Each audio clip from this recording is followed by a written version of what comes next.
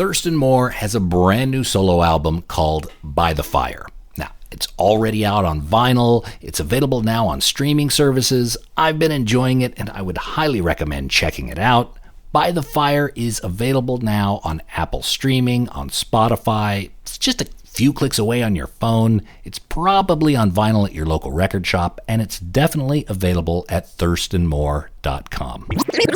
Now today, Thurston joins us to talk about By the Fire, but he also shares a heap about his vinyl record collecting hobby, his collection, some of the records he's particularly proud to own, his approach for music collecting, some stories of scores he's made in years past, picking up vinyl while touring with Sonic Youth, collecting his own works, how he files his records at home, and heaps more. If you're a record collector, this is going to be a fascinating conversation with one of the most influential musicians alive and a man who loves music on vinyl, maybe even more than me.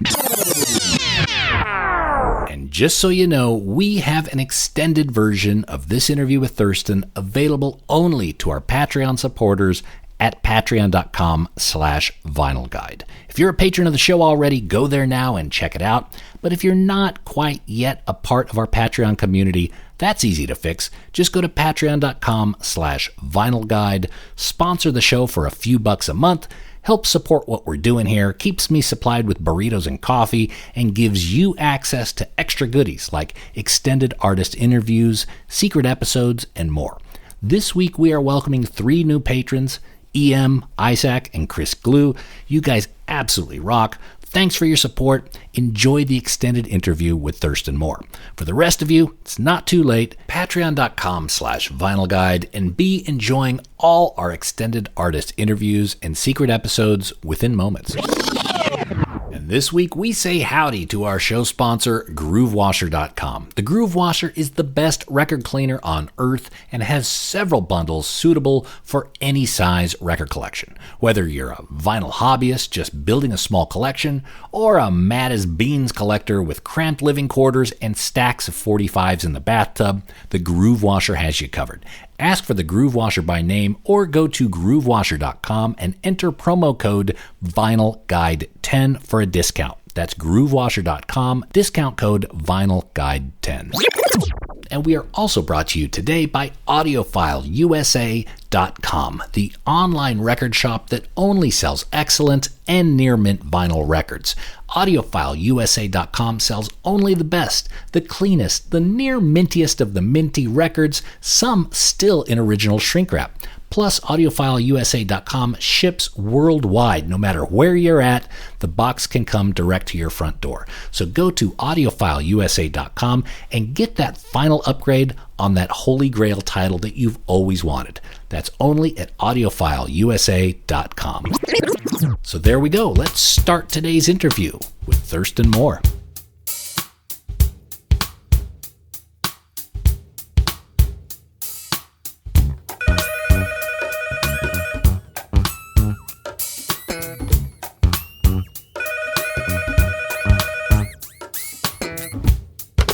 Hello? Hello. Oh, this is Thurston. Hi, I just came back to my laptop. You are quite early. Well, yeah, I'm just sitting here working, and then I had it on, so I'll just wait. Well, do you want to get a cup of tea first, and then we start, or do you want to just crack right into it? I can crack right into it. I'm good to go. Excellent. All right. Well, that's great because I don't know if you know much about the show here, but this is a podcast for vinyl record collectors, of right. which I believe you are a student / professor of that craft. Yeah. I don't know about being a professor, but I'm very active. Let's put it that way. Are you still pretty active in it? Are you still a bit nutty for vinyl? Yeah, I am. The world has changed as far as procuring vinyls. Even as a collector, it's just a different world with the online world of like discogs.com and just eBay and all the other different sites that sort of deal with record trading. I mean, even people who sell their collections on social media like Instagrams and putting pictures up of records, and you could find the link in their bio to actually purchase it if you wish, and these kind of things. So that it's a different world out there for a record collector. Just about anything that you would like to have in your collection is almost instantaneously available. Hmm. And that was never the case, just shy of a decade ago. And so I think that's quite a paradigm shift for record collectors. Yeah. I was just thinking the other day about how we would wait for the day that the new issue of Goldmine would be on the stands, and then you would try to be the first one to sort of go through the listings in the back, the seller listings and the once listings. And I had a couple of record collector friends who would put like little block ads with like some hot sides they were trading in, and it was kind of, that was it, and then you would get postal newsletters from certain collector record shops. There's a few of us who are really into finding European and British avant-garde jazz records.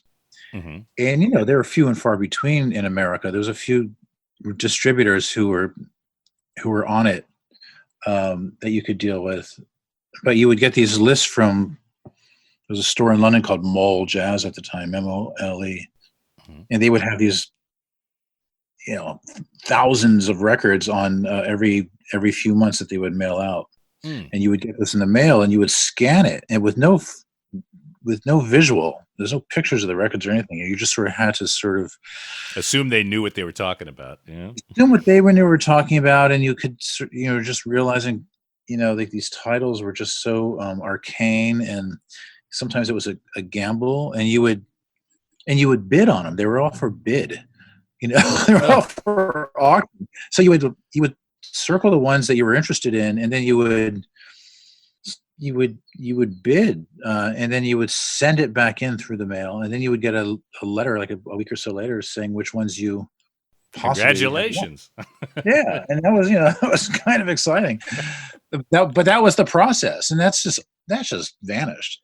For better or worse, it's vanished. I mean, I don't grouse the nostalgia of it, because I kind of like going online and sort of saying, oh my God, there's this Portuguese Fug 7-inch I never knew about that I can actually buy if I just sort of, if I really want to sort of push the button on it, But it sort of gives you it gives it just a different vibe to it, because it's all based on anyone's own means, with whatever your financial status is. As far as I used to talk to Byron Coley about this, who's a record collector friend of mine, rock writer, and name you probably have heard of, but he used to work at Rhino Records in Los Angeles. That's where I met him in the 80s, and infamous record collector. And I would ask him, I said, God, imagine having like just expendable income where you could just buy all the records you kind of want, because that's just not the case with us. And he goes, I said, I mean, what else? Somebody like Sean Penn or something, who's just like deep pockets, lives in Hollywood, and he actually wrote liner notes to a couple of records. I mean, he probably can afford like the most expensive Sun Ra 7-inch of all time. And he said, well, Kareem Abdul-Jabbar comes into Rhino Records sometimes, and he buys tons of jazz records. And I was like, was he buying like rare jazz records, like first pressing 10-inch Billie Holiday things, like mono pressings? He's like, no, he buys CDs. He just wants to hear the music. It's not about archiving the original document.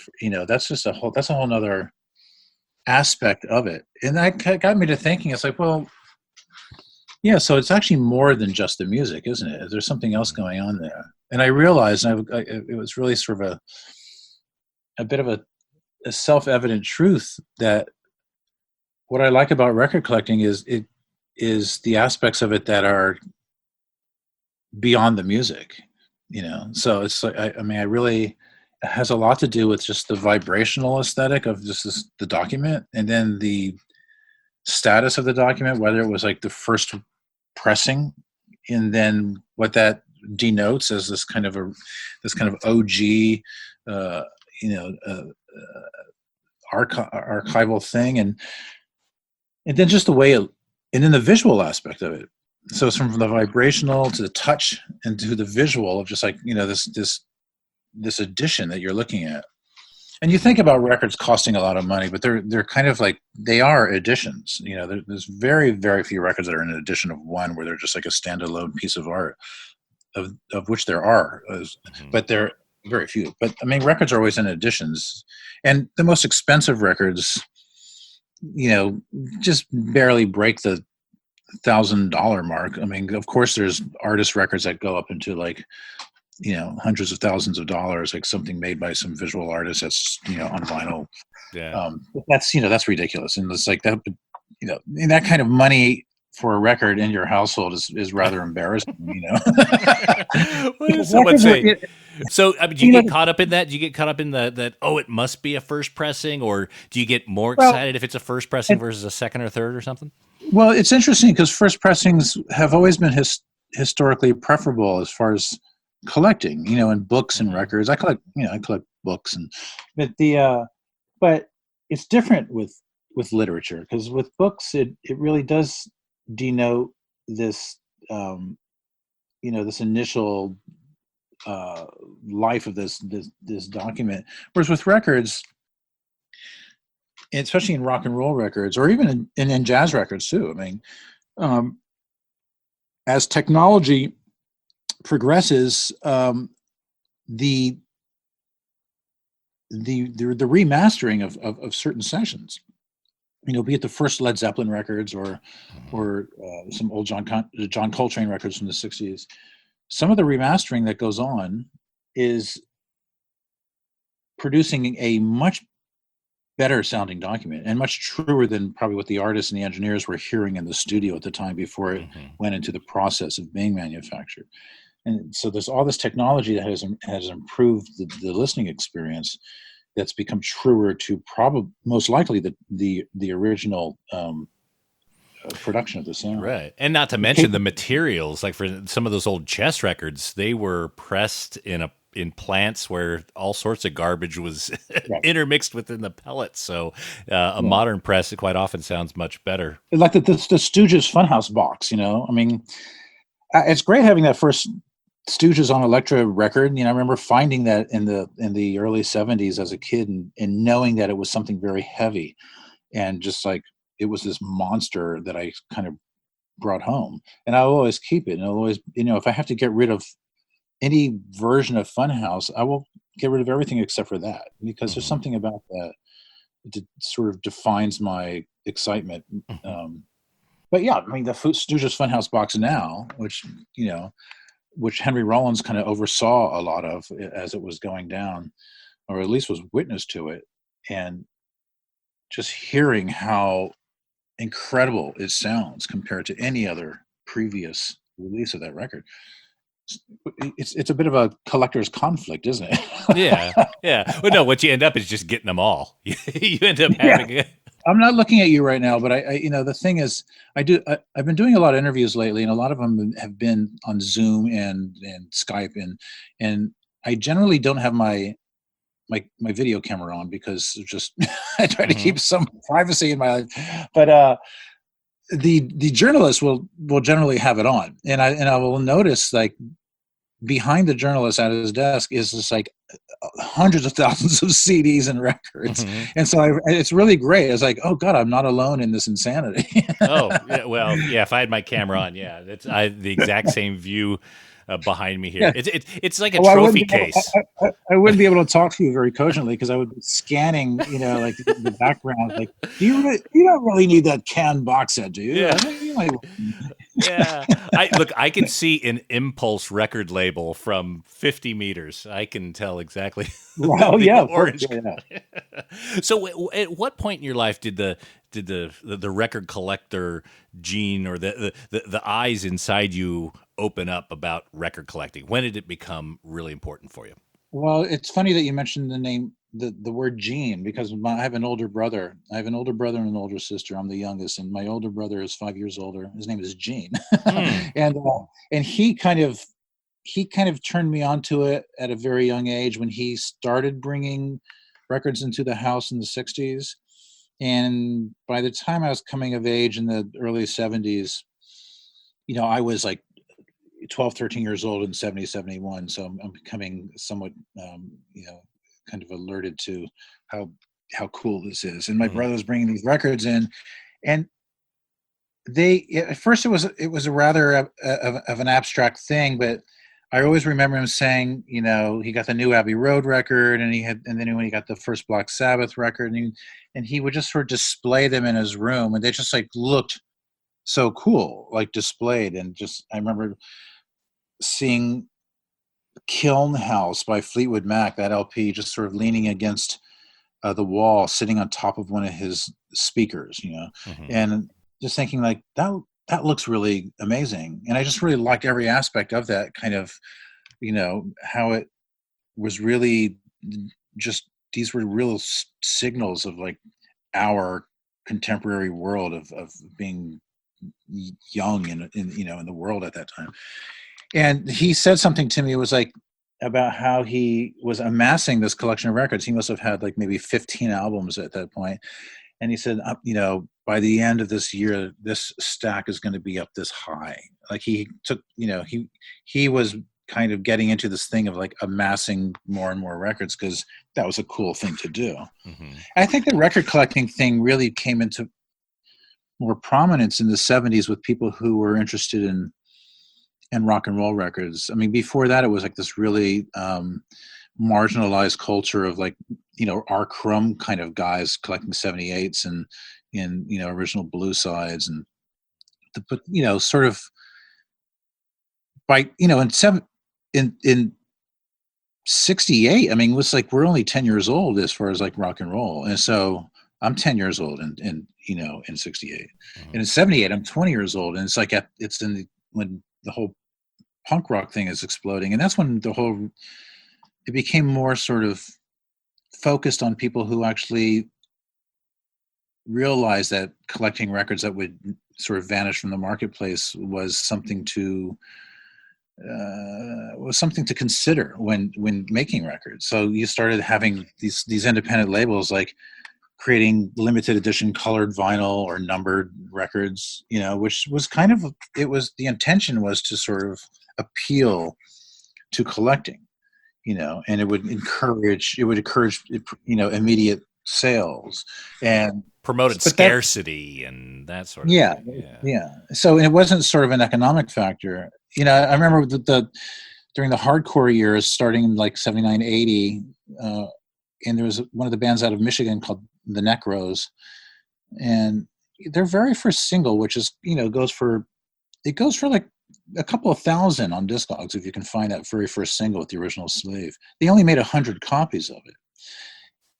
And they didn't make 100 copies of it thinking like this is going to be so rare in 20 years' time. They made 100 copies. It's like, this is kind of what we can afford, and this is probably what our fan base is at best right now. So we hopefully will get rid of these at gigs. And the only person I know who really has one besides the band members is somebody who bought one at a gig when they came to New York and played, at some hardcore show with Negative Approach and the Misfits or something. And he said, yeah, I bought it then. I said, God, who else bought it? Probably not too many people, because, people didn't really have that kind of money. Little hardcore kids weren't like had that kind of money in their pockets when they were at gigs and carrying around a 7-inch or something. So it was sort of, and he bought it because he liked the band. He didn't buy it like someday this is going to be worth something. But that record is like worth so much money. But that was never its intention. Right. And it became more of a practice where it was creating intentional collector's items, which in a way was something to be reactionary against. I was kind of it's a little problematic sometimes. It's like Record Store Day. Like here's 1,000 copies of this repress of a Bowie record on blue vinyl with this, Mylar picture sleeve. It's like, I don't care. I don't really want to collect that. It's like, it's kind of made for the collector. I'm not really interested in records that are made for the collector. Right. As opposed to records that I know are just generally scarce, for whatever reasons. I mean, reading that book on the 78 collecting that Amanda That's fantastic. The scuba suit and everything. Yeah. Where she was diving into the waters looking for it, like where the supposedly, Paramount Records dumped a bunch of shellac. Or talking to Lauren Mazzacane, who's like a really interesting, experimental blues guitarist in New York City for the last 30 years. His first records were on his own label, which he sold very few of back in the day in the late 70s and early 80s. And then he only distributed them through New Music Distribution Service, NMDS, which was like a New York City-based record distribution service that was founded by the avant-garde jazz composer Carla Bley and her partner Steve Swallow, I think. And they created this distribution service so people who were making avant-garde and experimental new music recordings would have a central place of distribution so you could order these records. And I remember actually going up to their office on Broadway, and at the time I was just sort of realizing and getting into that whole world of just underground recordings that were in that field of just super arcane, obscure avant-garde compositional records and free jazz. And that distribution company went belly up at some point a few years later, but it was really critical. And all the artists had to sort of come, and all the labels had to come and retrieve their product when it was going belly up. And so Lauren Mazzacane told me he went there and got all of his records that he made, it was probably a few hundred albums, and he brought them out in a trolley and onto Broadway, and he realized that he would never sell these records. He had nowhere to put them. And he just felt like nobody's ever going to buy my records. Nobody hardly has. And I'd have nothing. I don't know what I'm going to do with these. And he said he threw them all into a dumpster. And so in that respect, he kind of made his first recordings completely rarefied. The only people who had the only copies out there are ones that were possibly had been bought or been gifted by him into the world, and they show up very, very rarely. And when they do, they're like extremely expensive because there were these homemade paste-on sleeves. And Lauren Mazzacane has become quite a established and recognized, avant-garde guitarist on the cover of Wire magazine. As the years progressed, he became kind of recognized by a lot of people coming out of our scene. People like Alan Licht and myself, and just like finding out about Lauren Mazzacane, and then he continues to make records all the time. But those very first records he made have disappeared, and subsequently are super collectible. So for me, it's like if I come across one of those recordings, it's like finding, it's definitely like finding, like a gold leaf in the woods or something. Do you spend a lot of time in record shops? Do you go down and trawl through the crates, or do you hit yard sales regularly? How do you purchase music these days?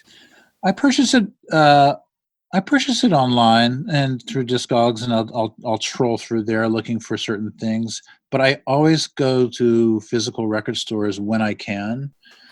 I live in London, and there's still good secondhand record stores in London, and I love going to them. I've always gone to record stores since day one, and it's something I've always found to be. It kind of is always kind of this divining experience. You're kind of like searching for something that you're not quite sure what it is. So I never go to a record store with a list.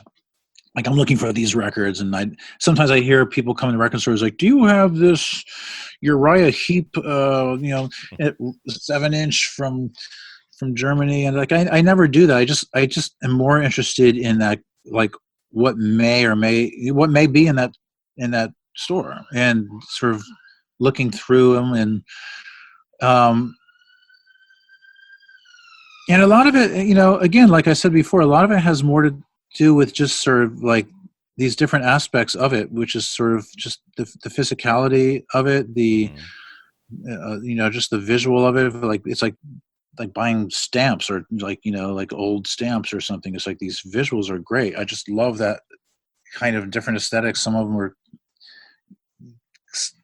sort of just artist centric, or some of them were just come out of like whatever the design house at the label was doing, and these different aspects of that. I tell some people, like, the third thing I appreciate most about records is how they smell. So it's sort of like the touch, the visual, and then the olfactory. And then the listening to it. I mean, the listening to it is like, I've kind of decoded like what a lot is going to be going on these records sometimes. And so that's kind of that's possibly the thing maybe I'm least interested in at this point. Has sort of gotten to that. And has your vinyl collecting hobby ever gotten out of control? Has it ever worried you? My record collecting hobby? Yeah. Oh, has it ever worried me? Yeah. Well, maybe just because of running out of space. I mean, I live in a fairly modest, sized flat / apartment, and so and I live with my girlfriend for we've been here for like the last 8-9 years, and she loves records as well. But it's like, to be fair, it's like they can totally take over a place. And I don't really have the means of having like a record room or a special record cottage or something. I know some musician friends of mine who are big record collectors, and they have like a dedicated structure in their house for their records. And I sort of had that in my past anyway. It's just, to me, I kind of like sort of weeding out my collection anyway. There's something about refining the record collection and getting rid of some of the dross that's built up, and really sort of finessing it to like the nuggets that are really personally important to you, and culling the herd, I think, is probably yes, exactly. So that goes on from time to time. I mean, we have a bit of a used record and book and ephemera space in our neighborhood that we sort of co-run, and so that's become sort of an interesting outlet, just to bring everything over there and just price it to move, and clear house. I'm 62 this year, and I think it happens a lot when people get older, where the just having so many just things becomes less of an import. And so I find that I want to have maybe a more ascetic lifestyle or something, or just like, maybe I don't really need all these things. And then I sort of think of how music is completely and almost utterly available just through the digital world of exchange right now. So there's that, and I don't really have much of a format prejudice. When young musicians ask me about like, how should we release our music, like online, or should we make a record? I say, well, do both. I mean, they're completely compatible and coexistent, and they both have their good things about them. And so for me, it's like, making a record or making a cassette or a CD, or that's cool, and but basically it's a gift item that you're making to sort of spread the word of what you're doing, and it's a really great thing to have to give to anybody.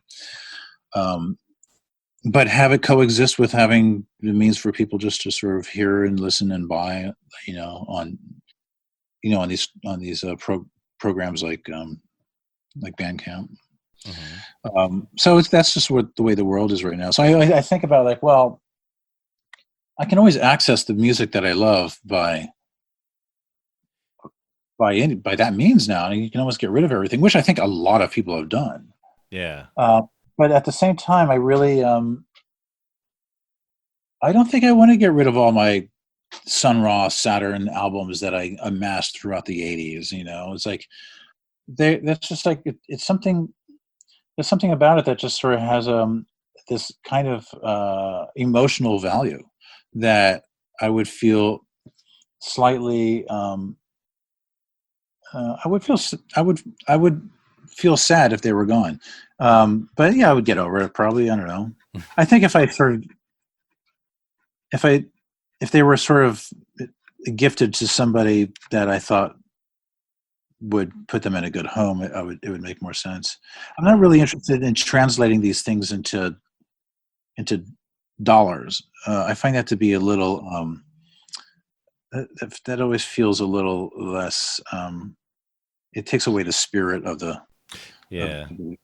Have you thought about what that exit plan looks like? For example, when you're no longer on this planet, what will happen to this collection you spent your lifetime pulling together? It is something to think about, and I have sort of seen instances of people who have super intense, voluminous record collections who have passed away, and how they become a bit of an albatross for the families. And I certainly don't want that to be a situation. I think about having the collection be bequeathed, to people in my family who would recognize it and realize its value and importance, and have it. But it is a lot of stuff, and so I haven't really seriously thought about that right now. Maybe in the next 10 years I should. But yeah, I mean, because the collection does have it does have monetary value. So in that instance, it's sort of bequeathing it to, if you bequeath it to somebody in your family, with knowing that they can actually sort of exchange it for that whatever value they can get. Well, that should be fine. I mean, you're not going to be around anyway. I mean, it's like all things must pass, as some famous Beatle once said. I don't think about that so much, but it is a very I think it's a very important thing for lots of record collectors who have a family to seriously consider. So that's a serious question. I don't want to get too serious here because I'm well, I have heart palpitations. Well, I started looking at my collection the last few years. I'm a bit younger than you, Thurston, but I've been looking at the collection, like doing a bit of math and thinking, look, I'm only going to be able to listen to so many records for the rest of my years. And right. do I want to spend that time listening to all of this, or do I want to focus in certain areas? And then that helps me make decisions about what I retain. And like you say, we do a bit of herd culling, and then of course more records always find their way in somehow, But that's been the recent motivator for me. For you, how large is the collection? Can you describe, I don't know, quantity or the size? Most of the records I collected since my youth, going into the 70s, going into the 80s, going into the 90s. I'd leave the USA around 2010, thereabouts. So up until that point, all of those records exist in the USA. And then then I've been here for almost close to a decade, and so all the records I procured while being here exist here.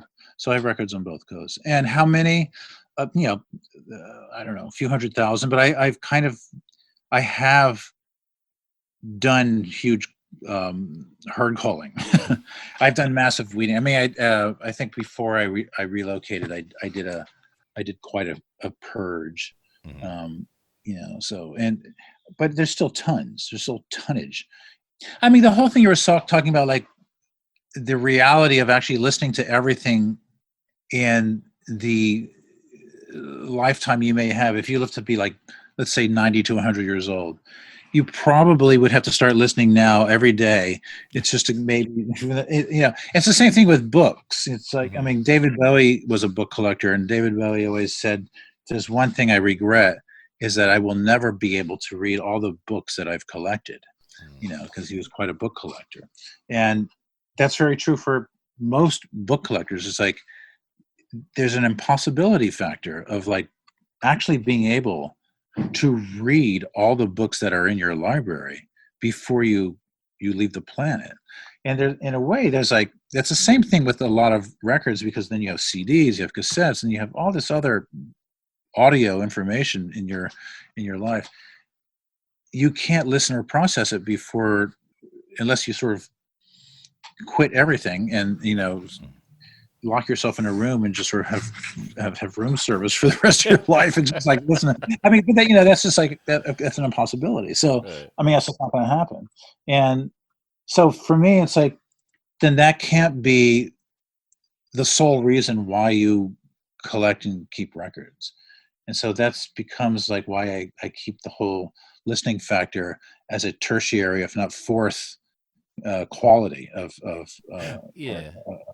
of the actual collecting. Well, my motivator, I mean, again, personally, from childhood, I always looked towards capturing the music. Maybe it's something that I had to control as a kid, but just sitting there listening to the radio with my tape player, trying to capture an entire song, and then it was mine. And then if, right now, every song pretty much is available on demand, or quite a large percentage of them. So, Right. for instance, my kids, they don't live in a world, they don't know a world where you weren't able to immediately dial up most of these songs. And, Right.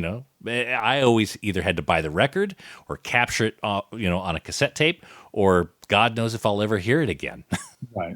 No, I mean, I have that same experience, and I also have the same experience with my daughter coming of age in a world where it didn't subscribe to having to go physically seek out and hear these documents, besides opening up a laptop and hearing them. Mhm. And she's 26 right now, so that came into play as she was coming of age, actually knowing that there's this world of music. I mean, she always knew it because her parents were traveling musicians and she was on the road, so her perception was quite heightened.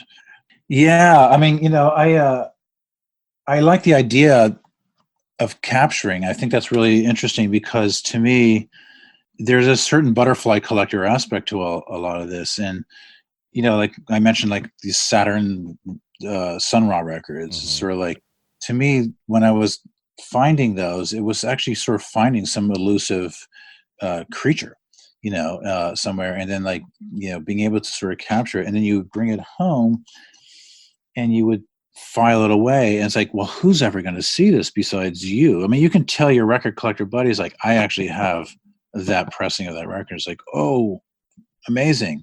But it's like, that's it. It's just that exchange of sort of data, of like, just it's like a bit of a it's like having a Boy Scout badge or something. And so I think about this because I really like collecting like 70s picture sleeve 7-inches. And and the more kind of weirder the better, like some weird like I said before, like a Portuguese Fugs picture sleeve 7-inch, which I came across like in a junk store in Portugal a couple of years ago, and I was like, whoa, Mhm. and it was so cheap too. And that was another thing I really like about collecting those records, because it's really inexpensive, and I like finding records really cheap and knowing that they have this other value. It's just personal to my own sort of interest and desires and intrigue. And so I have about 10 7-inch single boxes, like white corrugated cardboard single boxes that you see at record fairs that people have to keep their 7-inch records in. And they're here, and they're numbered. They're alphabetized, Mhm. and they're stacked up on top of each other, and they're just kind of hidden away. And if somebody comes over here, they're not going to see them unless they're very interested in such a thing. And then I can pull them out and go like, check it out, or like rifle through this box and have your mind blown, and buy all kinds of different things that are going on here. It's like just look at this rare Led Zeppelin 7-inch next to this soundtrack to Bonnie and Clyde 7-inch, which is worth about 30 cents, but it's still really cool. These kind of things. That happens extremely rarely, where actually somebody comes over and that kind of activity happens. And so 99% of the time, these records sit in boxes hidden away from the everybody. Even you. Even me. So, and it's like, and so when a time comes when I have to sort of go through them for whatever reason, I'm kind of like delighted and surprised, like, oh wow, I can't believe I have this Kim Fowler 7-inch. Sorry, but it's like, but it's kind of great, and but at the same time, it's like, but it is taking up a big chunk of real estate, and it's just like they're just these. But they're these weird monoliths, and in a way, they're kind of like, they're sort of like, to me, they're just sort of like these. They're incredible sound sculptures. It's just like, I would think that when I do pass away, and somebody sort of gets these boxes, and they're just like, man, this is like, what a narrative, what a story, what a whatever. This is just full of energy, full of beauty, and full of just rambunction, and that's how I think of it. These are really kind of sentient things in this collection, and so I let it be at that, just at that, and it's I think the same thing is with people who collect stamps and coins, which is something I remember growing up and having uncles who like had stamp collections or coin collections, but they would be in these leather bound precious folders that were like on a, like in their den, like behind their desk, and you could sneak in and go like, oh wow, this is cool looking, but who would ever see that? And they would only communicate with other like coin collectors through the mail, and that kind of thing. And I just thought, it's maybe it's something it's really healthy as far as massaging the kind of obsessive qualities of the brain, which everybody has to some extent. It may be just sparking that lizard brain hunter whatever chemical, right? We have to hunt, right? Of course, in the modern world, we don't. So we just turn it into stamp collecting or record collecting or whatever. Yeah, I mean, possibly. I mean, I do know that I find a particular solace in being in record stores and going through secondhand record bins and being in this space where it's dedicated to this exchange. And I always find a very meditational, centering feel when I'm in these places, and in bookstores too. I mean, for me to go into a secondhand bookstore is like I'm going into an Eden. I'm going into a place where, like, if I don't have anything else I don't have anything asking for my time in the next few hours. If I have a day off from touring and there's like a secondhand bookstore available to me and I don't have any interviews or anything, that to me is heaven on earth, or a record store. If I can spend a day being in a city that has book and record stores that are open until the evening, that is, and that's what I can dedicate my time doing, that is the best thing in the world for me. And I come to realize, like, why do I like that? Why, like, everybody else is going out and finding some fabulous restaurants or going to museums or going, doing whatever, or staying in bed, or like, whatever. It's just like, to each his own, but that's where I've always found a place where, that is like source material for everything I'm interested in as being a musician, being devoted to just the craft of it. Yeah. I don't know if I wasn't a musician, because I know a lot of record collectors who are lawyers, who are laborers, but they're also record collectors, and so that's just part of their life that is, in a way, a bit of a disconnect from the reality they have as in their professional world. So if they find some communication, some connection there. Whereas for me, it's like, it's it's really part and parcel with what I do as a, as a job, as work. I never think of playing gigs as jobs. I think of them as playing gigs. They're concerts. But it's interesting because Patti Smith always says, we had this job, or we had a job here. And she thinks of it as like, this is job. Like, so it's like giving the gig and the concert that dignity of work where you're going out and you're doing work. And I totally get that. And I love that sentiment, but I don't ever talk in those terms. I feel like I've been privileged to have a really sort of gracious situation where I can quote unquote work as a musician. When you'd go out on tour, would you leave with empty bags and then come back with full ones from all the records that you bought on the road? I have done that. I think when I was touring with Sonic Youth and we had such a profile where we necessitated tour buses, I would bring a couple of DJ record boxes, or I'd buy them on the road and then I would fill them. When we toured with Neil Young in '90, we were on tour for quite a while with him for a few months, and there was a lot of downtime on that tour. Neil was only playing like 3 to 4 shows a week, and we were used to being in a van playing every night. So to be on that tour was sort of this. There's a ridiculous amount of downtime in cities, and so I had all this time to go to like all these secondhand record stores across the USA at a time when they were still really thriving, in 1990. And that year alone is when I amassed, I think, almost more than 50% of my record collection. Because I actually had some revenue. I had the band was actually making some per diem, some money, which was kind of new. All through the 80s, we were, fairly destitute.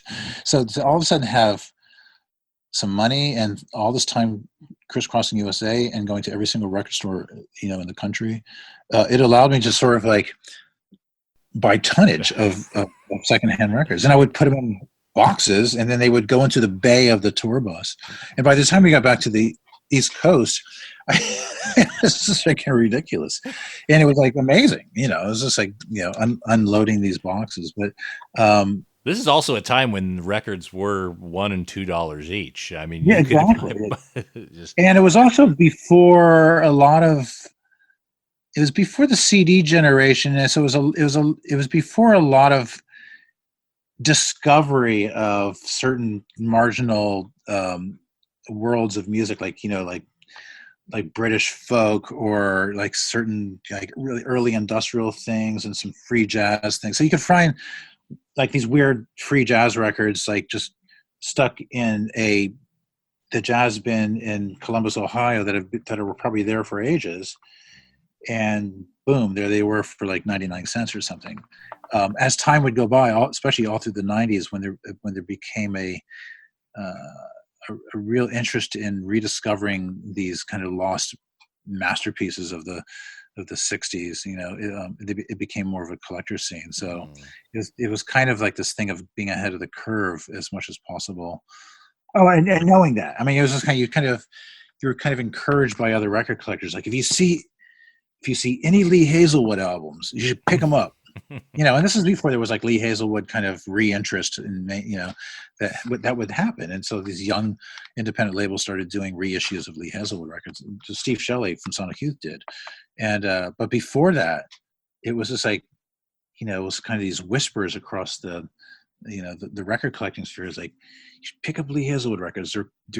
They've disappeared from the record stores, but if you find them, get them. They're really weird and good. That was the kind of thing that was going on. Can you recall most of what you have? Like, for instance, if you go to a record shop and you see a copy of a record that you're interested in, do you know whether you have one already?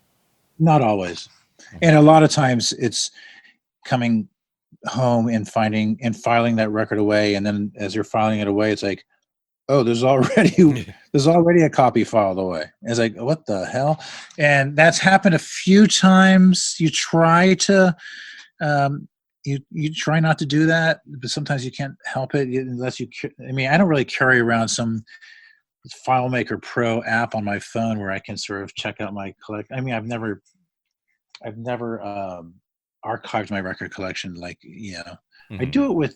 do it with certain books and stuff. But I once played a gig at this free improvised music festival in the '90s in Germany that Zena Parkins curated, and she had me fly over with Tom Sergal and William Wynant, and we did a guitar double drum trio thing, and that was really exciting. And I uh, I had brought my amplifier over, and it was in a hard road case because I knew that I needed that amp to sound the way I wanted to sound, which was kind of a ridiculous thing in retrospect. I don't know why I did that, but I did do it, and it must have been paid for, and it was before airlines were really persnickety about like how many things you could bring Mhm.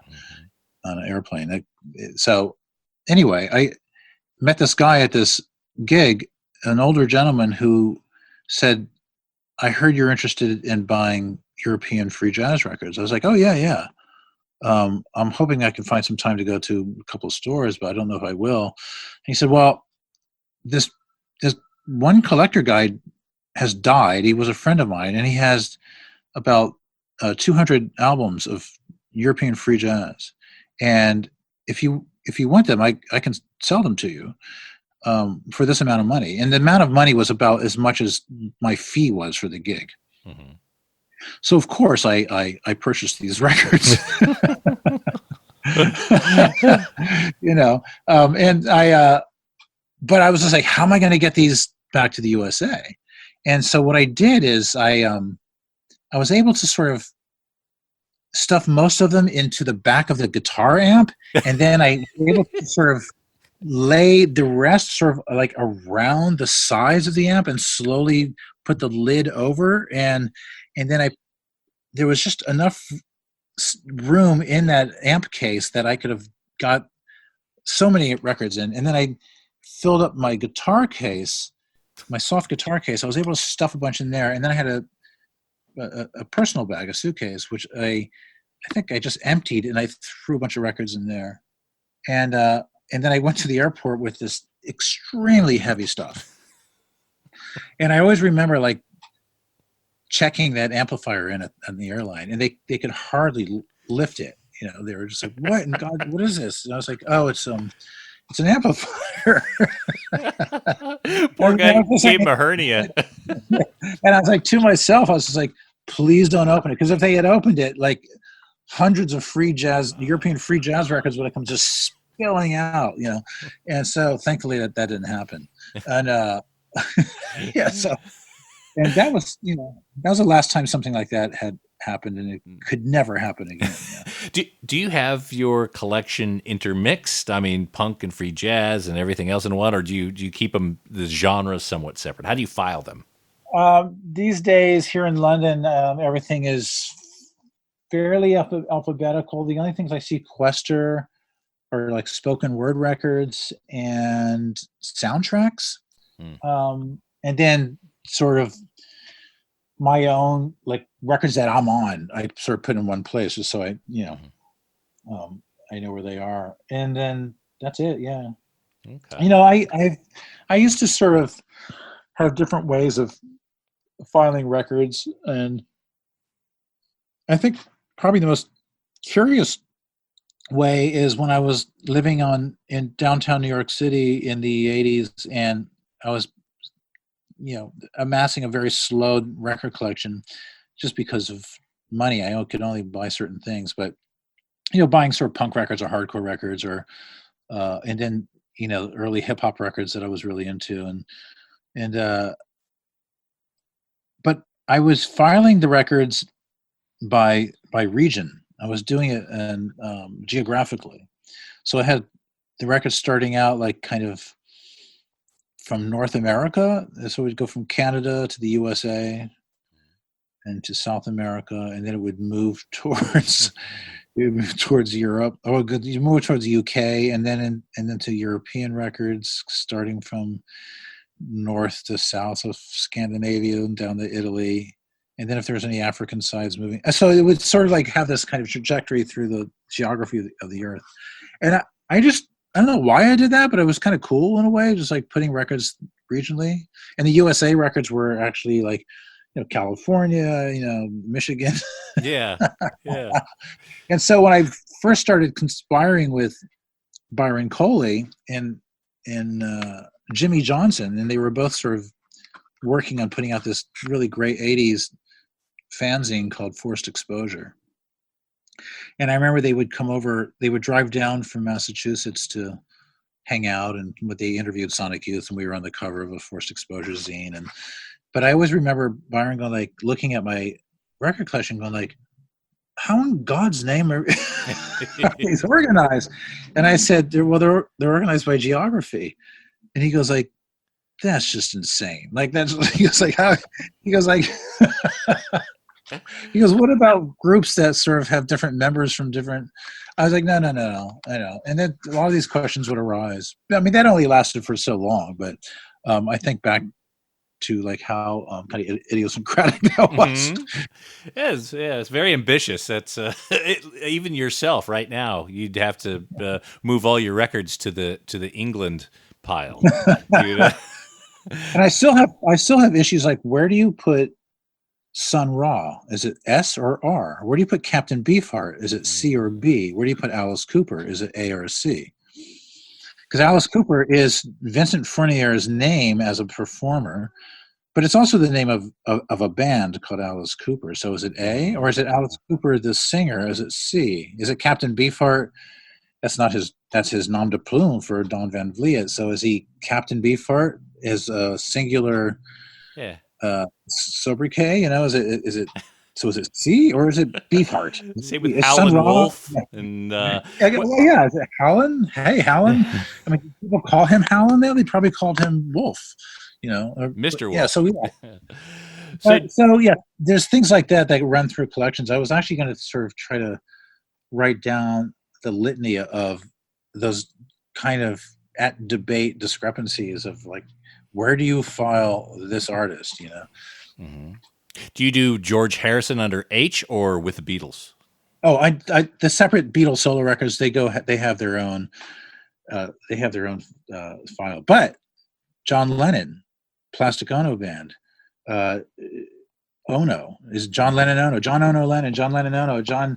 Is it under Plastic Ono Band? Because how do you do that? And then the John and Yoko records, sometimes they're so interconnected. So where do you separate John and Yoko? No, of course not. Do you?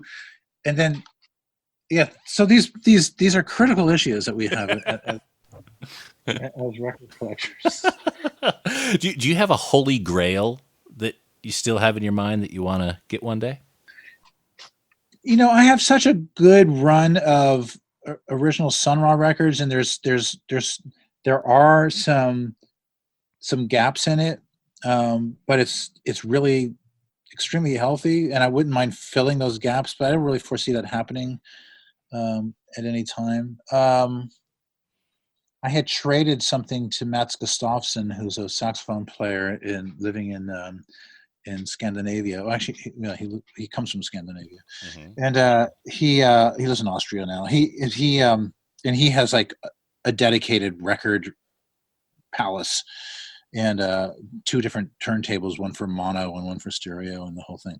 He's on it. There's certain people like that have this incredible man caves of like record collectors. Henry Rollins supposedly has a really incredible situation like that.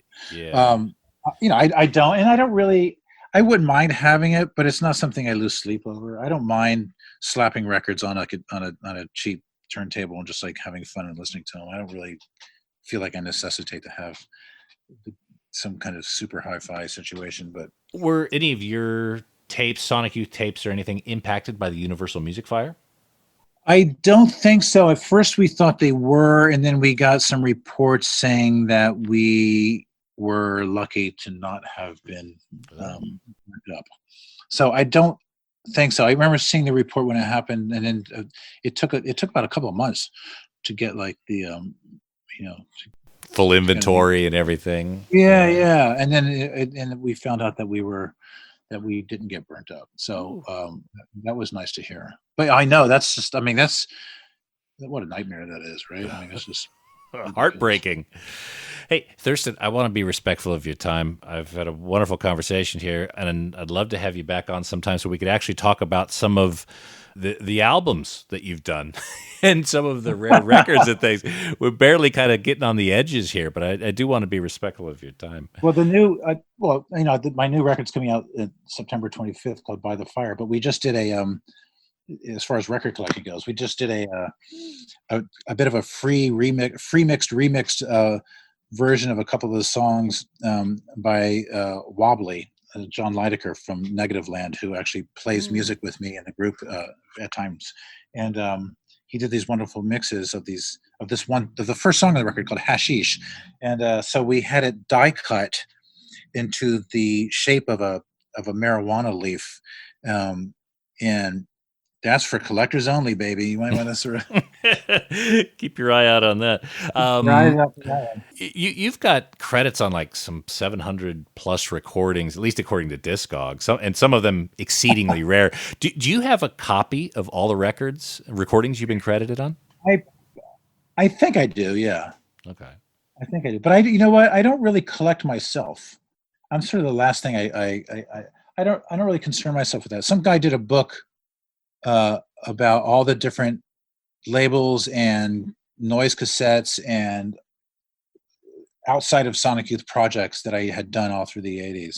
And he interviewed everybody who I had some connection, almost everybody that I had some connection with in releasing something as such. It's called We Sing a New Language. And this guy just did this book focused on that activity in my life, and which I was very honored for him to do. I thought it was like really, really sweet, but it was pretty. Mm-hmm. It's a pretty sort of marginal read, but for people interested, I mean, they'd have to first be interested in me, which is like, thank you, but then to go that far would be like, it's a little scary. But I probably do for the most part. Yeah. Have at least a copy of everything I've had some kind of involvement with. Yeah. Just a few more minutes here. I want to talk a little bit about By the Fire.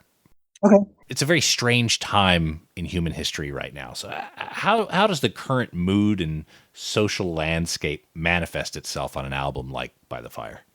Well, I really wanted to put a record out this year, knowing that 2020 was such a radically kind of inflamed year, really compromising for so many people in their day-to-day, and sort of seeing these kind of frightening moves towards totalitarianism and like in democratic societies, being enforced by this kind of power elite and this kind of deception of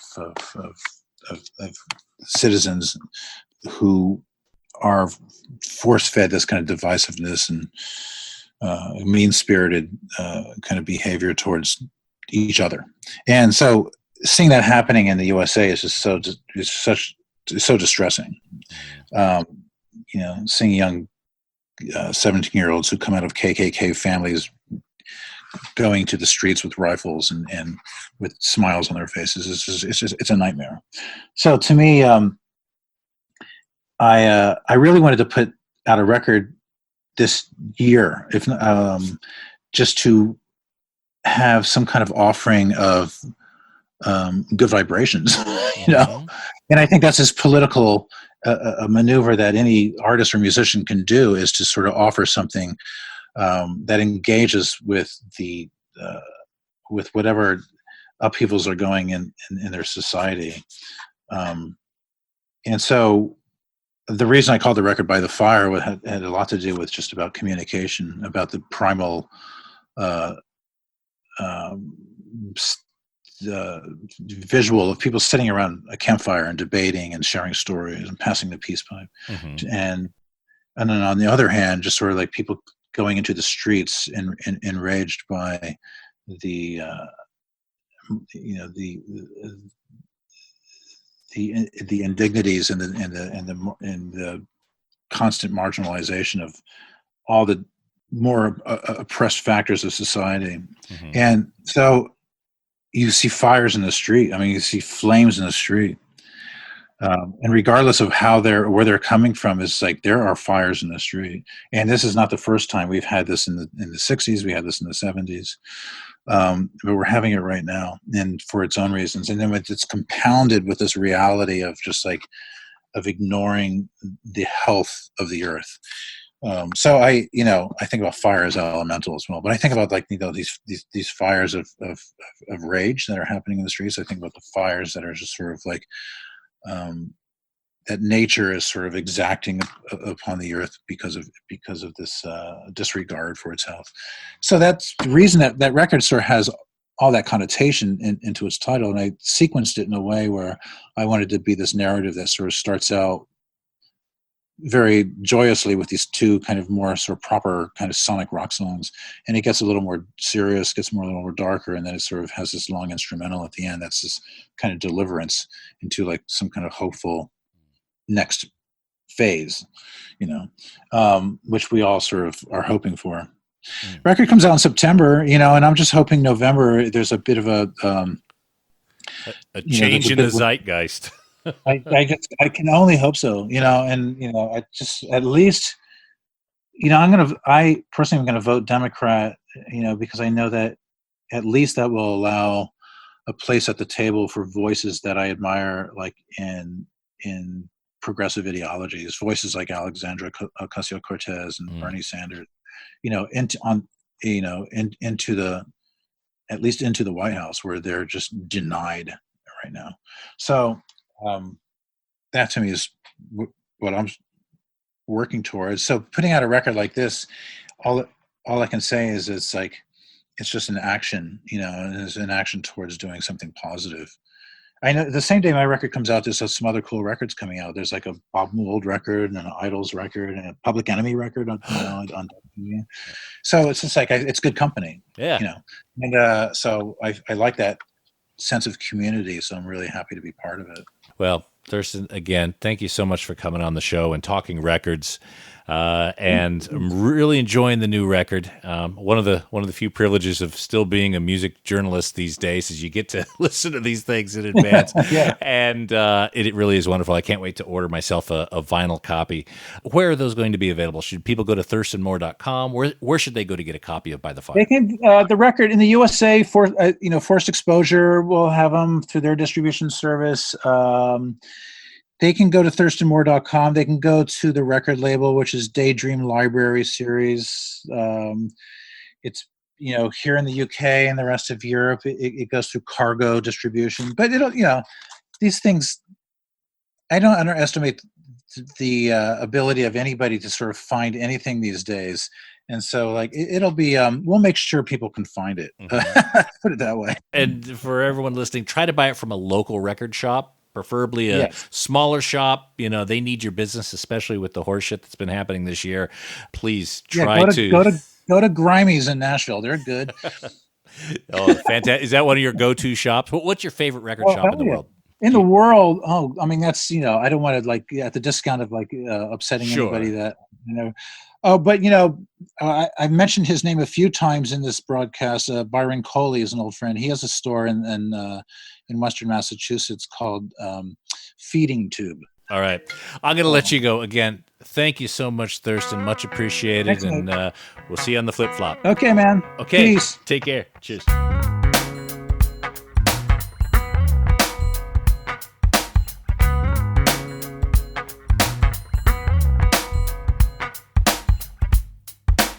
Well, there we have it. Mr. Thurston Moore, musician and record collector. And it's interesting to see he suffers from the same wonderful sickness the rest of us do. And I tell you, if you want to hear more from this interview, you always can go up to our Patreon page, patreon.com/vinyl guide, join our community, help support the show, and get access to all sorts of extended interviews, including that one you just heard. Also, make sure you check out Thurston's new album, By the Fire. Of course, you can get it on all the streaming services, but just go to a record shop, see if they have the vinyl in stock. If you can't find it there, go to thurstonmoore.com. And that is it for this week's episode of The Vinyl Guide. Thanks for tuning in, and a special shout out to everyone who's been sharing these shows on social media. Please put them on your Facebook, your Instagram, tweet them out on Twitter. Help spread the word to your record nerd friends, and that would be much appreciated. So we'll be back shortly with a brand new episode. So until we talk next time, keep spinning. Cheers. That's it for this episode of The Vinyl Guide. Send your thoughts to Nate at thevinylguide.com or follow or tag us on Instagram at Vinyl Guide. Until next time, keep spinning.